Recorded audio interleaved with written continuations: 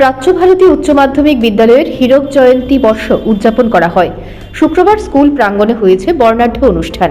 এই অনুষ্ঠানে প্রধান অতিথি হিসেবে উপস্থিত ছিলেন মুখ্যমন্ত্রী ডক্টর মানিক সাহা, বিশিষ্ট সমাজসেবী রাজীব ভট্টাচার্য, উচ্চশিক্ষা দপ্তরের অধিকর্তা এনসি শর্মা, 23 নম্বর ওয়ার্ডের কর্পোরেটর মণিমুক্তা ভট্টাচার্য ও স্কুলের প্রধান শিক্ষক সুবীর দেববর্মা প্রমুখ।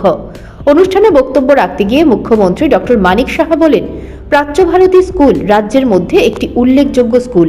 এই স্কুলের বহু কৃতী সন্তান রাজ্যের বিভিন্ন স্তরে এবং দেশের গুরুত্বপূর্ণ কাজে নিয়োজিত রয়েছেন। নতুন কলেজ স্থাপন করা হয়েছে, জিরানি আইন কলেজ, কাকরাবনের জেনারেল ডিগ্রি কলেজ। সমস্ত ডিগ্রি কলেজ এবং পলিটেকনিক কলেজগুলিতে ওয়াইফাই পরিষেবার সুবিধা দেওয়ার ব্যবস্থা আমরা করেছি। এতে করে প্রায় 15 কোটি টাকার আমরা ব্যবস্থা আমরা রেখেছি। আপনারা এর মধ্যে আমি যে কথাটা বললাম, আমরা চাই যে ইনফ্রাস্ট্রাকচারের সব জায়গায় যেন তার ডেভেলপমেন্ট হয়। আমি জানি এখানে অনেক ঘাটতি আছে, ওর স্কুলের মাঠ নিয়ে একটা সমস্যা আছে। এখানে আমি যে আমার কাছে খবর আছে, এখানে কিছু স্টাফের সমস্যা আছে, নাইট গার্ড থেকে শুরু করে বহু বিষয়ে আমার কাছে অবগত করা হয়েছে।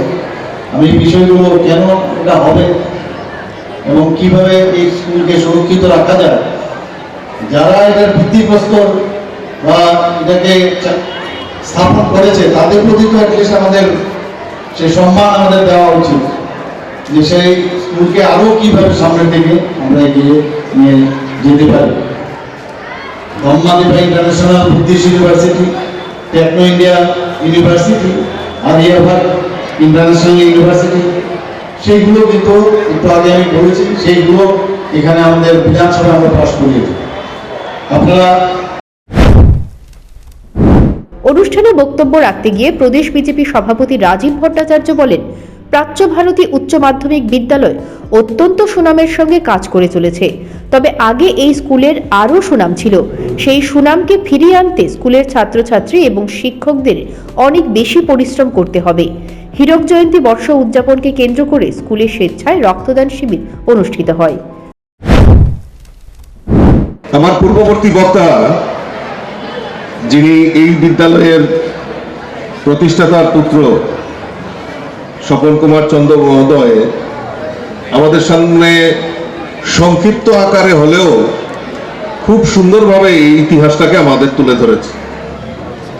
সত্যি আমি খুব অভিভূত হয়েছি আর ওনাকে আগ্রহ প্রকাশ করেছি এই ইতিহাসটাকে আমাদের সামনে উপস্থাপন করার জন্য যদি কোনো লেখার প্রয়োজন হয় তাহলে আপনি লিখবেন আর আমরা আপনাকে সহযোগিতা করব, এইটুকু আপনাদের কাছে আমরা আশ্বাসন দিতে পারি।